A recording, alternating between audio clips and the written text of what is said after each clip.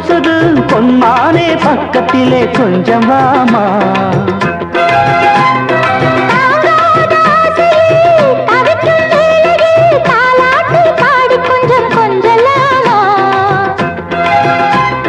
சேலை கட்டும் நந்தவனம் நீயா, செம்பருத்தி பூவுக்கு நீ தாயா.